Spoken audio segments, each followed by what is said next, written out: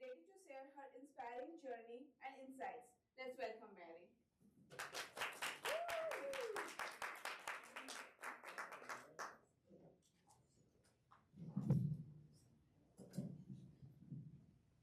How's everyone today? Good. No, that was. How is everyone today?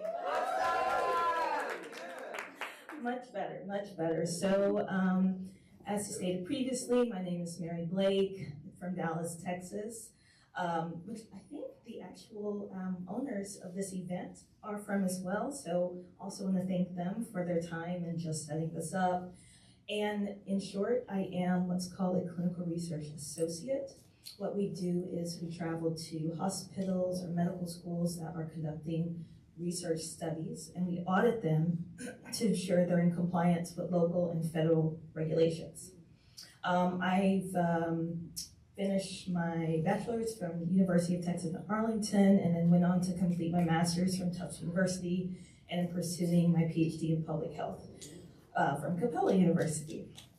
I've been in the industry of clinical research about 6 years now, and one of the very prevailing messages that we see, and one of the issues and problems that we saw, is that when it comes to research trials, the most important thing are patients. You have to have them in order to ensure that the studies are safe and effective.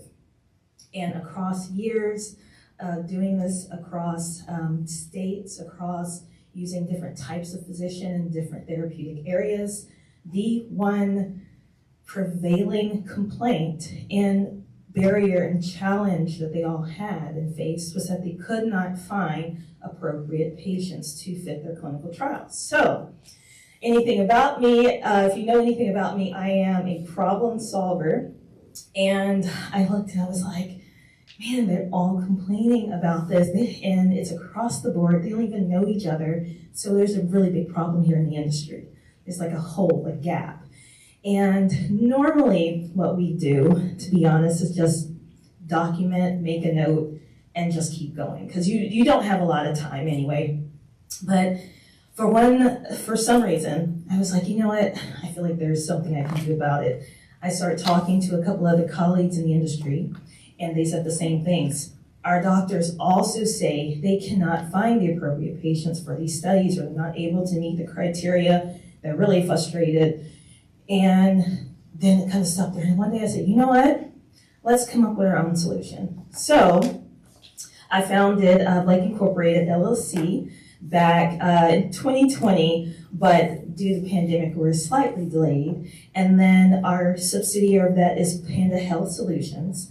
And so we specialize in patient location aggregation for these sites. And I'm happy to share that we created a solution to a problem. So let's see how, it's really funny actually. So yesterday there were so many wonderful speakers about becoming a leader, stepping out into your role, being fearless, and this is kind of an application what that looks like. Okay, so we'll do a very brief introduction. I'll tell you about recruitment today, some challenges and barriers, market research, continuous optimization, agency versus in-house, and then our patient health approach. And I know it's highly technical. I'm not going to focus so much on the facts, but more so the summary as to why that information is important. So, very brief introduction. Patient recruitment includes a variety of services. It can be contract organizations, they can be hospital, universities, which is a vast majority of where they are. Every year, patient recruitment brings in approximately $19 billion with a B, so it's a very lucrative industry. The goal of patient recruitment, as we said, is community awareness, letting people know what options are out there when you have a disease that either there is not effective medications out on the market currently, or you have difficulty affording or locating those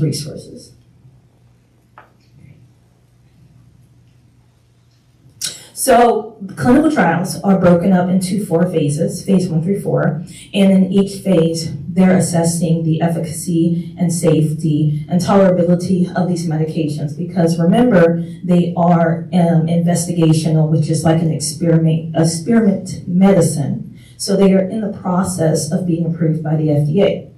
Depending on how well they do in each phase will determine if they go on to the next phase or if they get kicked off. Once they make it through phase 4, that's called post-market surveillance, and that's when the FDA does recommend that they're used for commercial utilization.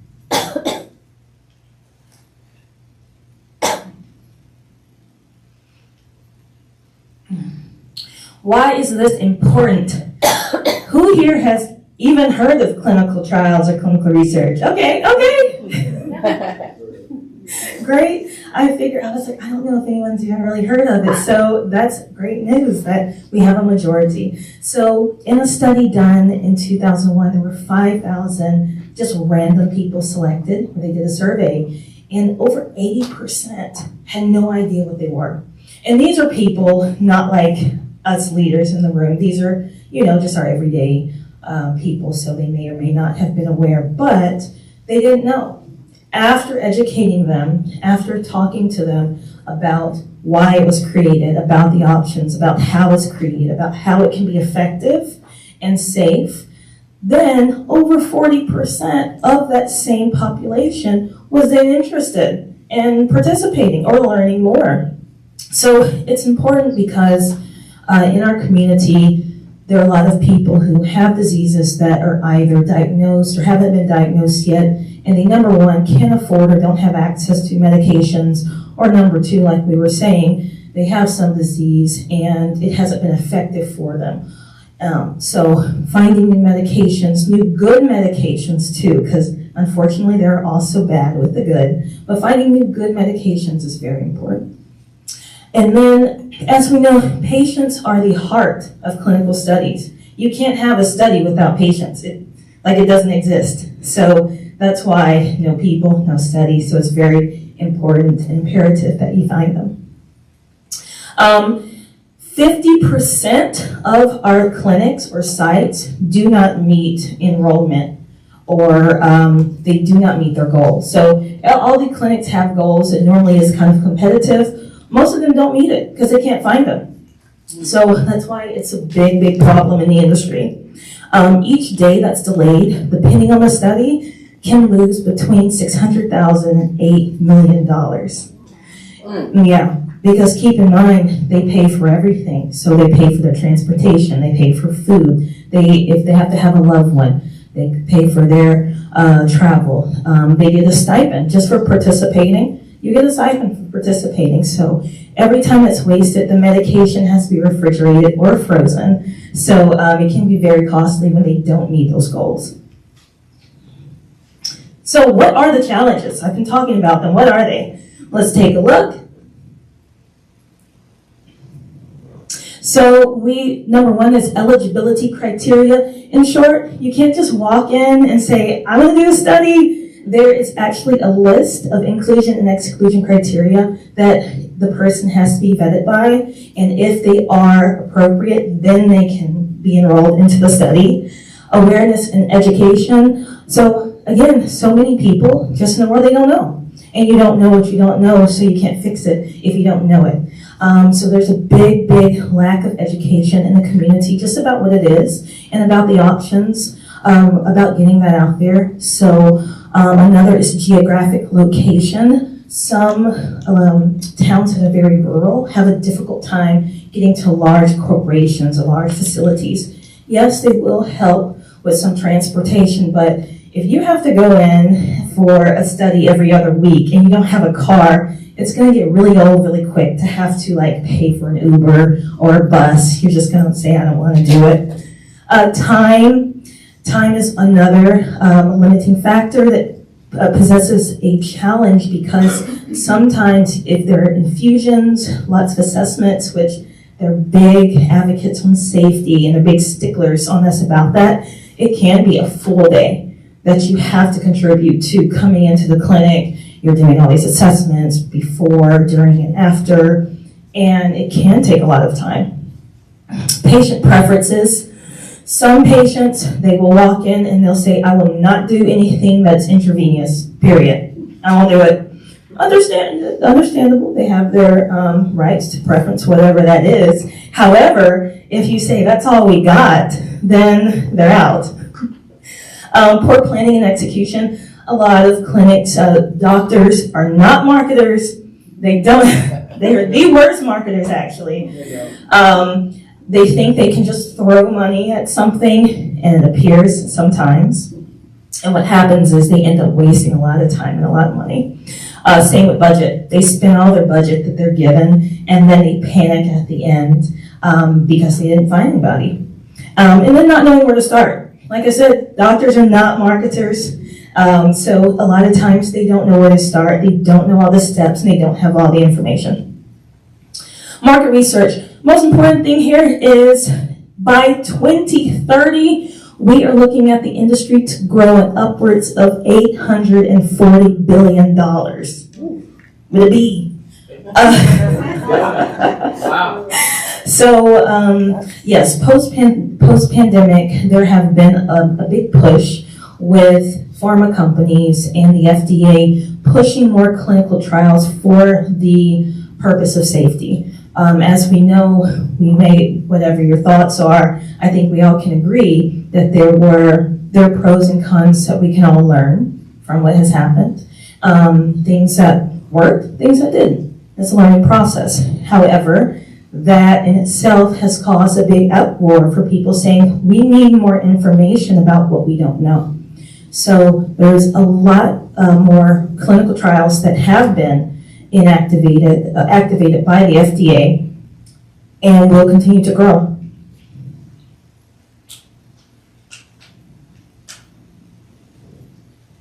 And here we see that for the therapeutic areas, the most searched therapeutic areas are going to be dermatology, psychiatry or psychology, oncology, sleep studies, and cardiovascular studies. So if you know anybody who is suffering from some of these related illnesses, those are the most common. However, they have studies for just about everything. And then also, if you look to the top, this area here, when I was telling you earlier that doctors are not marketing experts, and we learned yesterday the importance of social media. Look and see where social media is on what they currently used. It's at the bottom. It's at the bottom. So they're not going to where most people are. And that's part of the issue.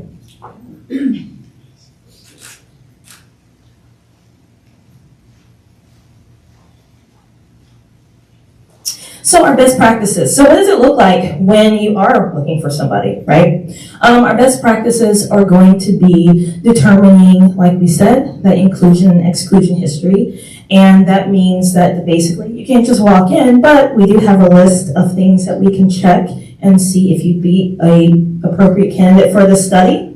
Your medical history. So if I've got a study on diabetes, and you don't have diabetes, you're not a good candidate for a diabetes study. It sounds funny, but I have seen people walk in and with a cough, and they'll say, I think I have asthma. I couldn't remember something, so I think I have Alzheimer's disease. If you don't have a diagnosis, you probably don't have it, or else get checked to see if you might. Any medications that you're taking. So there are some medications, unfortunately, that will exclude you from the study, because if you are taking, or if you have another disease that's more important, they prefer that you focus on that one primarily before attempting a clinical research trial that's investigational. Lab results, test procedures, physical exam. So when you come on, again, they will run a slew of tests They want to make sure that aside from the disease at hand, aside from the reason that you're there, you are otherwise quote unquote healthy and would be a good candidate for that study. They're also looking for other comorbidities that you may or may not know you even have.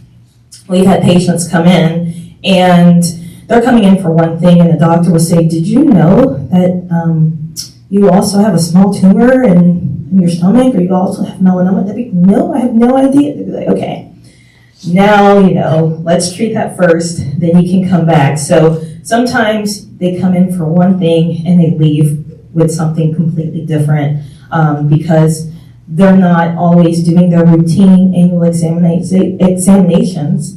And so when they come in to screen for these studies, they do a full examination, and sometimes they find things.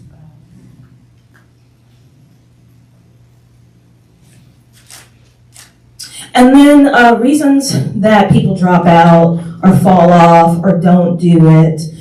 Number one will be what we call adverse events.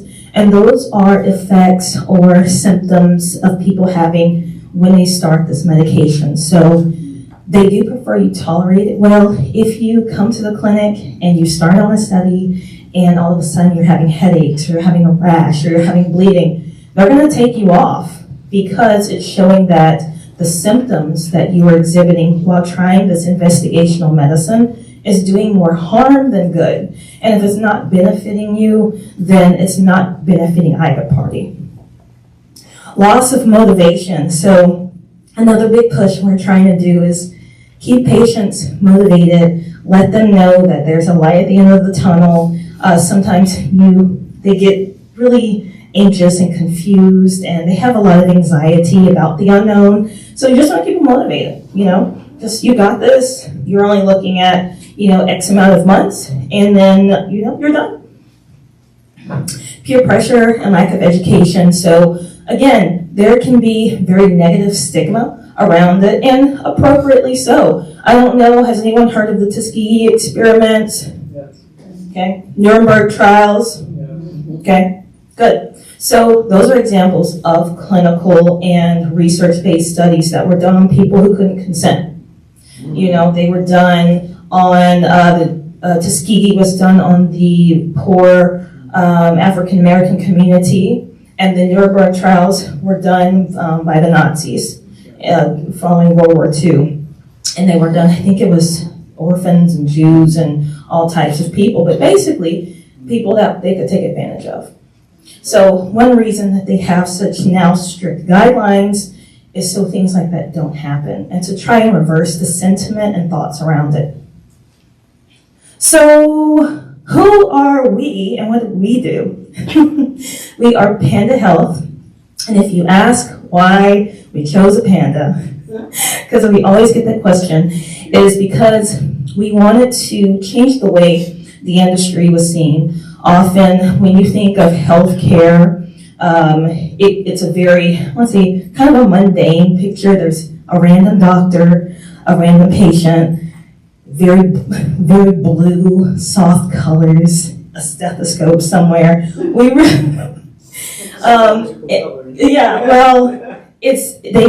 use it everywhere. It's like the same idea that they just copy and paste. But number one, as a millennial business owner, I really wanted to take a fresh look at the type of industry and the type of way that we were addressing it. My other partners as well, they are also millennials, so we were like, that's so boring. Let's liven it up. Just because we're doing something that's hospital related, it doesn't have to be so mundane. So we actually have a logo. And then so what we do, we start with planning. We use a smart funnel. So if you remember that slide that has social media at the bottom of what physicians currently use as their marketing techniques, that's actually one of the primary things that we do initially. So after we intake the client, we get a little bit of information about who they are, what they want. That's where we start. You have an AI-powered bot which selects people that are actively looking for those things so that it's not like you're spamming people or you're just needlessly telling people things that they don't want. These are people that have been looking for the same thing. So you just want to provide them some options and some resources. We have measurable results. We use ad campaigns, strategy for personalized content, and then we also assist with patient retention and support. So what does that look like? Oh, and before we became Panda, we used the word ecosite. It's going to make sense.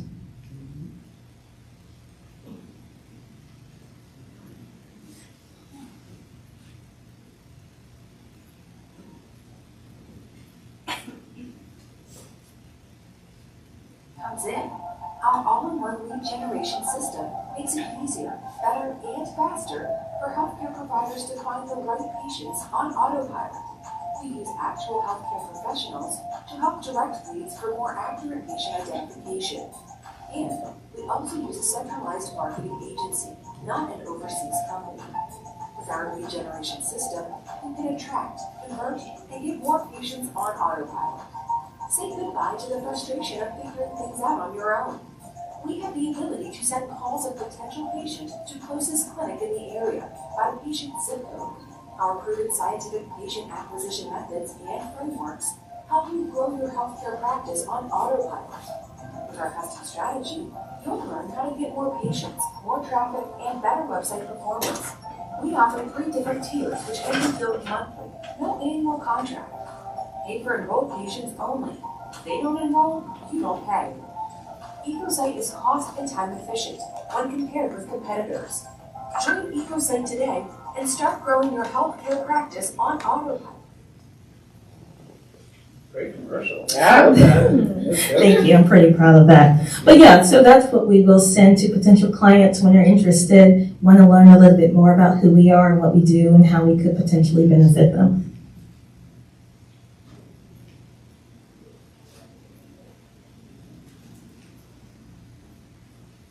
So this was the smart funnel I was speaking of. Basically, when we intake people, we will get all of their personalized information for that clinic. So it's a big difference between a small clinic that only has 1 or 2 studies that they're looking for assistance with, and some of these giant university hospitals that have got 15 or 20 going consecutively and need help, you know. So we get all the information at our onboarding and then really try to customize a system that's going to work for them in their timeline.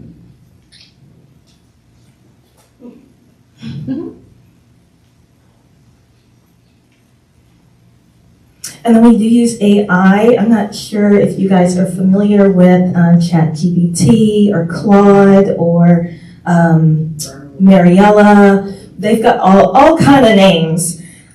Yeah, our guy who does this part, he'll send like, oh, well, we're going to use that. I'm like, I've never heard of this. So now I'm like researching, who is Mariella? What does she do? But anyway, there are so many AI tools and options out there. So I would actually encourage you guys to take a look at some of them because they're pretty cool. I thought they were overrated for a long time, and then they start helping me with my papers and things like that. And so now I rely on a couple of them. And most important for our tracking and measurable and performance-based tools is that we are HIPAA compliant. So we also use a medical digital database for patients to consent, because before you do anything, before you talk to them, before you do any procedure, they have to consent. They have to understand what's going on, they have to be of sound mind, and they have to consent to being used or being even considered for the study.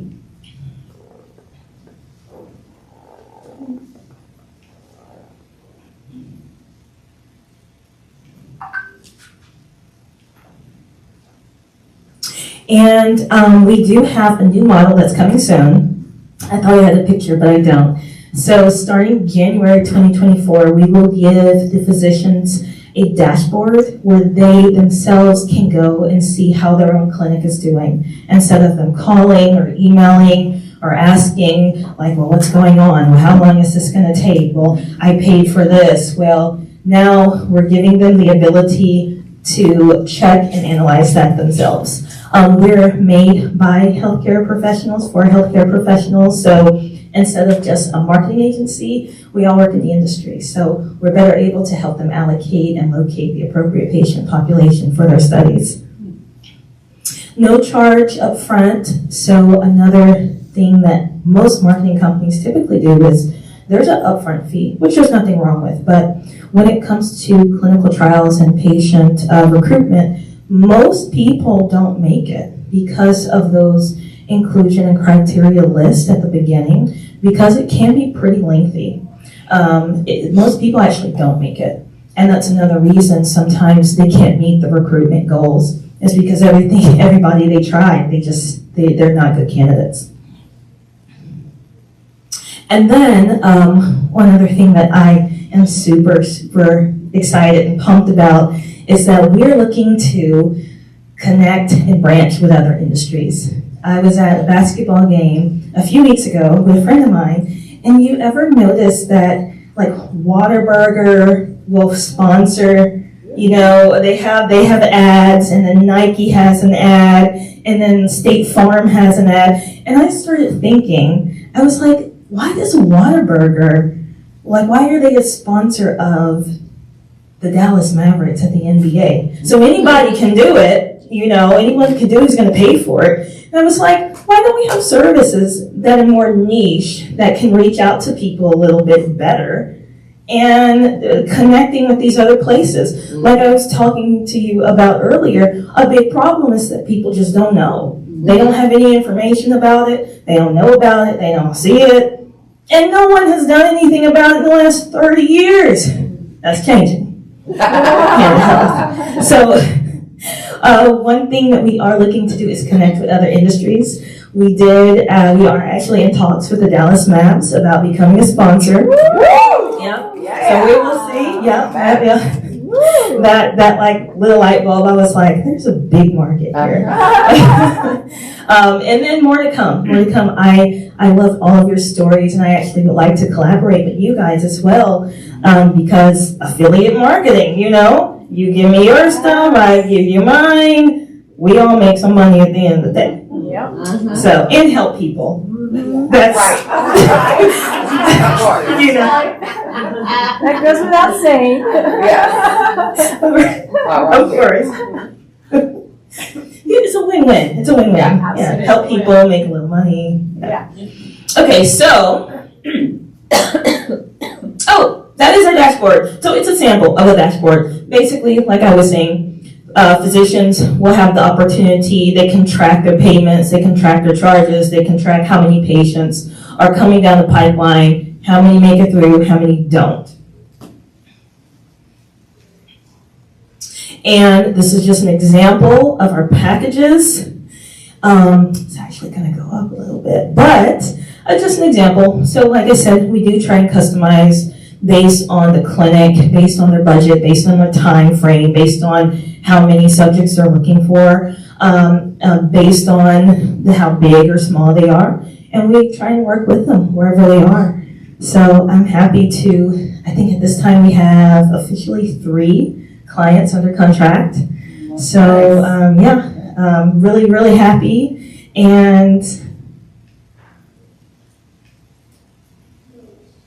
yeah, so in closing, I did just want to highlight and just take a moment to thank the other speakers. I shared with my mother who came with me the other day that I didn't think at the time my presentation was gonna fit or was it appropriate, because everybody had such great and insightful and personable stories, and I felt like I didn't have that. But she shared with me that she was like, you know, they've been talking about getting out there and what it, you know, you should put yourself out there, you should invest in yourself, you should start a business, you should join a group. And she said, that's the application of what they said. So it's actually a perfect transition. That's right.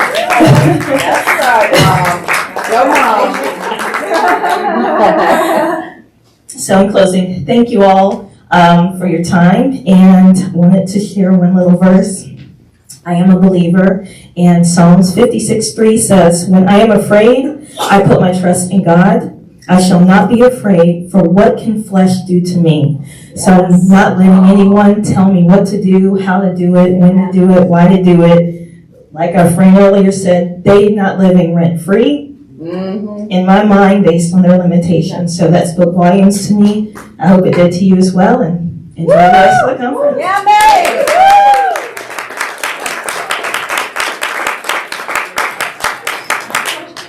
I have questions. Oh, questions! I was like, well. During COVID, Go on. Yes. during COVID, they were really pushing the CDC to really find something for COVID. Did they have a long list of people to work with to come up with the Johnson & Johnson and the other one? I think it was the Moderna? Yeah. What was, I'm not understanding what you're Okay, asking. you know, there was a pressure. They were pressed to find something. Mm-hmm. Yes. Okay. Share about that. Just share. Okay.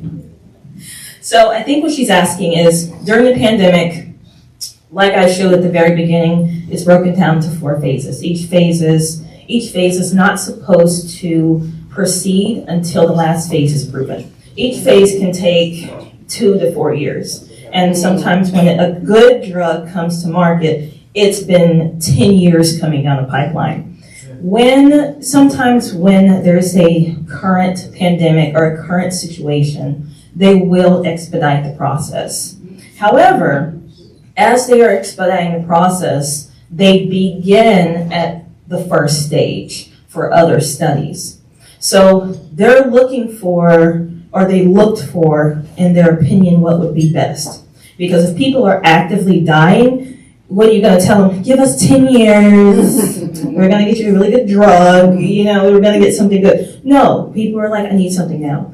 Yeah. There's pros and cons. Some people have great effects to it. Other people's had negative reactions to it. And that's just how it goes, unfortunately. Everybody's different. Everybody's body reacts to external medications and external stimuli different. So you can't give anybody an absolute. You can't definitively say, this is going to work for everybody in the room, because everybody is different. And so that's why normally it takes such a long time before a really good quality option or drug or device comes to the market. I hope that answers your question. You had a question?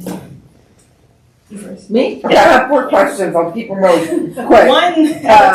Sorry, the healthcare quality professional here. What would you say, if you can even summarize or quantify the percentage of adverse effects that's pretty standard, if there is a standardization for clinical trials? Mm-hmm. So it depends on the type of drug. Uh-huh. So there are some that are called, one we're using now, they are monomers, which are part of the body, essentially, of proteins in the body. They have like a 0 rate because it's essentially your own type of protein. Uh-huh. However, the more progressive the disease is, so for example, I'll say someone who has cancer, who has liver cancer, they're already in stage 2 or 3. Mm-hmm. Because of that fact, that they're already progressed in a current disease, they have to use a more invasive medication. So the more invasive the medication, the more likelihood of adverse risk and adverse illnesses and symptoms. Yep, makes sense. Next question. How long, you talked somewhere between 2 to 4 years, sometimes 10 years, we had expedited vaccines. How long is a typical clinical trial? About 10 years. It is. It's about 10 years. Between 8 and 12, but average 10. Got it. Thank you. And in these clinical trials, are there actually control groups? Because you're having a hard enough time finding folks eligible. Are there control groups involved here? Most trials are what are called double-blind, which means that both the person and the medical staff have no idea if they're getting a placebo or if they're getting the medication. That way it eliminates bias. Yeah. Okay, cool. And then lastly, if someone was interested in just finding out what kind of clinical trials are out there to see if they're eligible for anything, where do they go for that? Find the panda. Where's that panda? That cute panda. That cute little panda. Like great marketing. Yeah, it's cute. Thank you. It's catchy. I Yeah. love that. Okay, so if you look at the very bottom, you'll see clinicaltrials.gov. So clinicaltrials.gov by law has to have every clinical trial in the United States and their status. So if they are coming up soon, if they've already started, and if they're recently ended. And it also tells you what indication, what therapy, or what disease that they're investigating. Cool. That's all my questions. Thank you. I'm here all day. Just out of curiosity, because cannabis, marijuana is such a big topic, right, in the country. Medical marijuana, right? Certain states have that approved, some do not, right?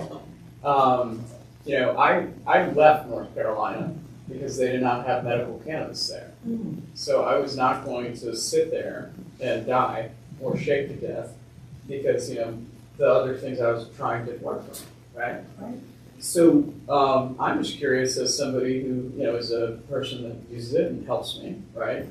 What's the word? Have you heard anything about any national studies and anything you can share? That's a big market in its own regard because people are using cannabis and THC and medical marijuana for lots of illnesses. Sure. It would be best to get with a physician that's specializing in that. Like they're actively doing some type of study or they're looking to do it. And that way, if that you need, whether it's a prescription or whether it's a new twist on an active medication or something that you used in the past, then you'd be eligible for it and then you can have all that you need.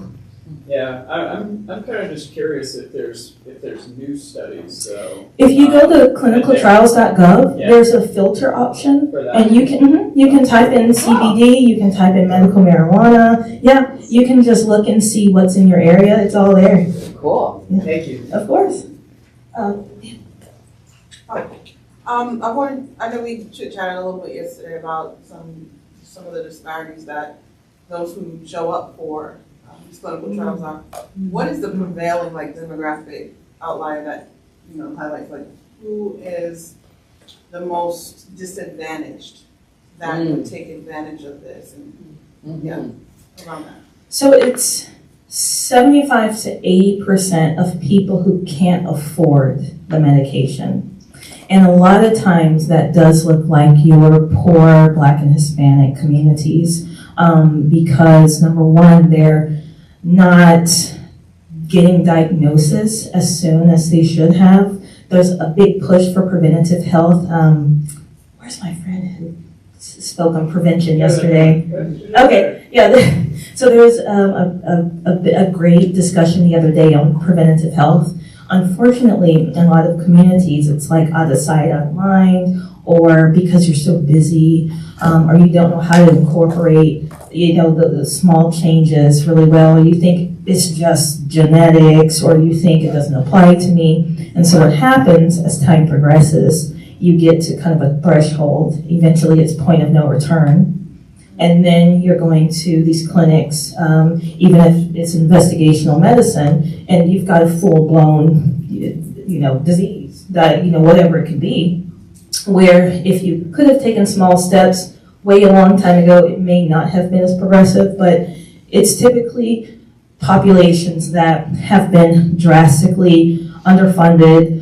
They don't have resources in their community, and then as just a cultural mentality, they don't have all the tools or the understanding of just taking care of themselves, getting annual exams to catch things earlier on.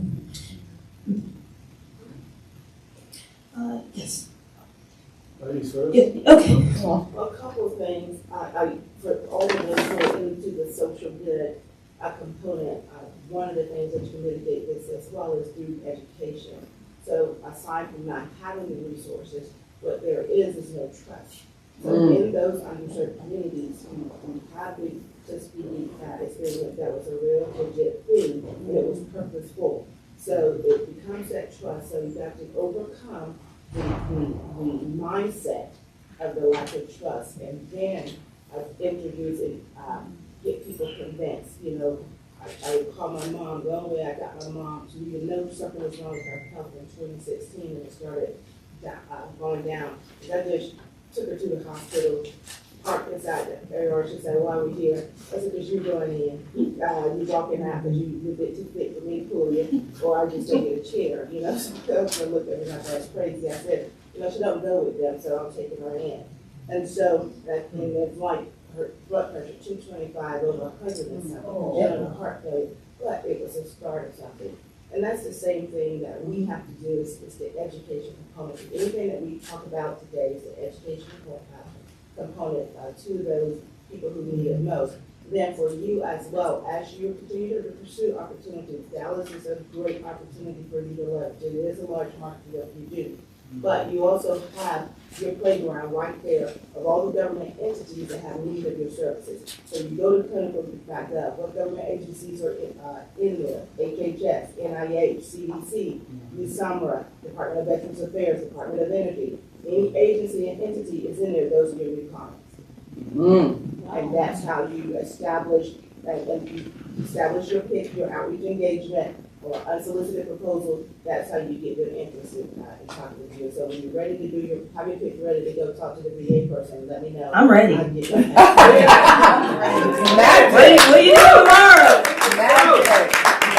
Thank you. The question I have is, thank you very much for your clinical explanation, the clinical studies involved in market research, medicine. What happens after it does make it to the market? Is it still not kept track of what the results are, like the research and how good the medicine's been performing in 10 years or 5 years afterwards? So when it's approved, it goes into what's called post-market surveillance, and that means exactly that. After market, they continue to watch or surveil. And so that's why sometimes you'll see infomercials and it's like, have you ever taken Zantac 75?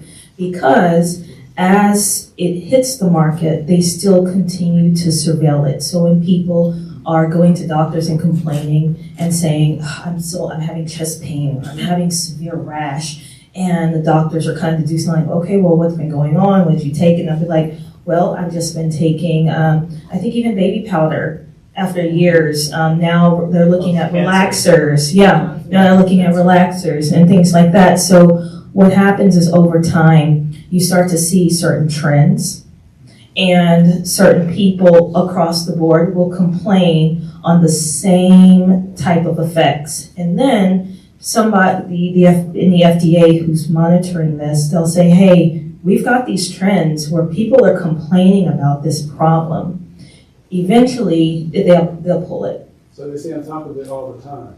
They're supposed to. Supposed to. One last question. What's your explanation is very good. This all relates to the USA market, am I correct? What about the international markets? Are they expanding much?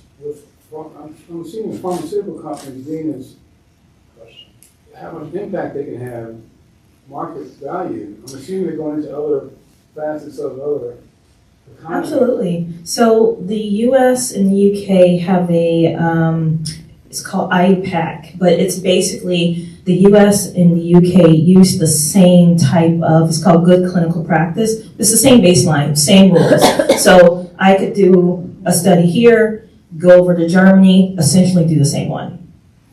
However, that's a good question because there are other countries and continents that do not follow that. So what happens is if you go,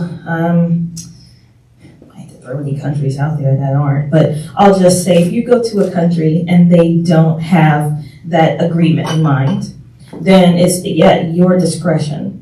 And so what happens is you can come back and try and bring all the medical data, bring the research, and hope that you can find an equivalent in the United States or European market. But it's, it's a similar reason why people will go to Mexico or some other country and they'll get medications that we have to get prescription for, and they'll say, oh, I can just buy that off the street, because their rules on regulation are slightly different. Yes. So are you complementary to the biopharma companies that are already doing global clinical trials? I didn't understand, or are you just exposing your offerings to more of the public because they don't know about it? So I'm a clinical research associate. So I work in biopharma, and I also started my own company. Fantastic. I'm sorry, I just have one more question to go along with this whole issue with trust. And some of the legislative things are coming out of different states such as Florida. I have a friend who was a nurse, effective June. They can out someone who is LGBTQ plus and refuse service to them. And so my question is, within these clinical trials, are there any protections for folks like there is for like the EEOC for the workplace? Like, are there certain things that protect folks from different marginalized groups based in this framework? So the most important thing that people have to get in the beginning is informed consent. Uh-huh. So that used to not be a thing. Earlier we were talking about some of the studies where they were taking advantage of people. Basically they're lying to them, or they're just telling them, oh, we'll just do this without real explanations. Now, by law, everybody has to understand in totality these trials. So when they sign informed consent, they're consenting that I've spoken to the physician, I've spoken to the nurse, I've spoken to the coordinator, and I agree that I'm going to participate. And they've answered all my questions. And then also by law, you have to provide them copies of everything. Mm-hmm. So if they want to take it to their primary care provider, if they want to take it to a specialist, they have that right. The data belongs to them. Love it. Thank you. You're welcome. Thank you all. And I think it's time for lunch.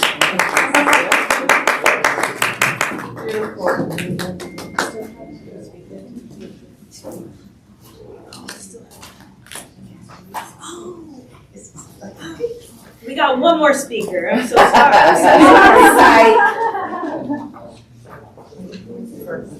Yeah, we can.